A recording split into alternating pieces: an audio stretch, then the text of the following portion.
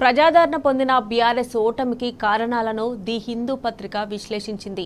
BRS అధినేత కేసీఆర్ నాయకత్వంలో సంక్షేమం, అభివృద్ధి శరవేగంగా జరుగుతున్నప్పటికీ ప్రజలు కాంగ్రెస్కు ఎందుకు పట్టం కట్టారనే అంశంపై సమీక్షించింది. కేసీఆర్ ముఖ్యమంత్రి కావాలని ప్రజల్లో ఉన్నప్పటికీ అంతిమంగా కాంగ్రెస్కు ఓట్లు వేయడానికి గల కారణాలను ఈ నివేదికలో వెల్లడించింది.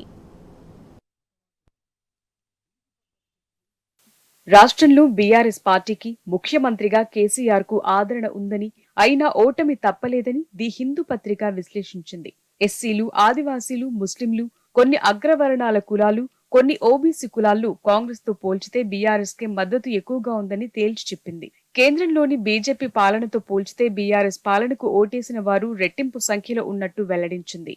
ఓటర్లలో 36 ఏళ్లకు పైబడిన వారిలో ఎక్కువ మంది సీఎంగా కేసీఆర్ మరోసారి రావాలని కోరుకున్నారని, యువతలో మాత్రం సీఎంగా ఎక్కువ మంది రేవంత్ రెడ్డి కావాలనుకున్నారని తెలిపింది.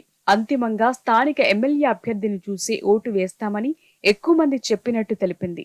బీఆర్ఎస్ కు ఆదరణ ఉన్న ప్రతిపక్ష పార్టీల ఆరోపణలు బీజేపీ సైతం ఓటు బ్యాంకును చీల్చడంతో ప్రభావం కనిపించినట్టు తెలిసింది.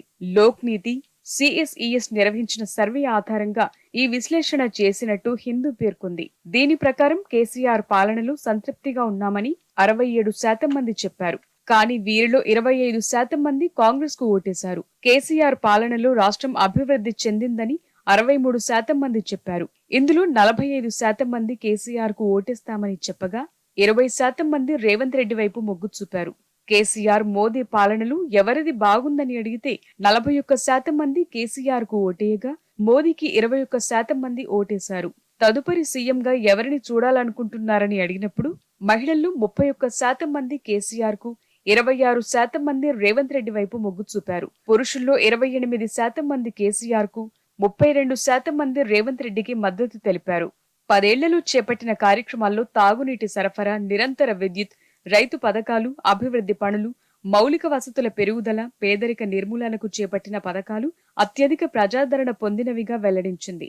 కేసీఆర్ అందిస్తోన్న రైతు బంధుతో లబ్ధి పొందామని 80% మంది చెప్పగా 24 గంటల ఉచిత విద్యుత్తో లాభం జరిగిందని 76% మంది రైతులు పేర్కొన్నారు.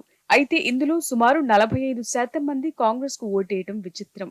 కేంద్రం ఇస్తోన్న పీఎం కిసాన్ సమ్మాన్ నిధి వల్ల బీజేపీకి పెద్దగా ప్రయోజనం కలగలేదు.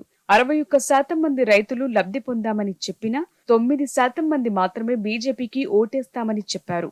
ప్రజలను నేరుగా కలవటం, ఫోన్లు, మెసేజ్ల ద్వారా ఓటు వేయాలని అభ్యర్థించడంలో బీఆర్ఎస్ తో పోల్చితే కాంగ్రెస్ దాదాపు 2% ముందున్నట్టు నివేదిక తెలిపింది.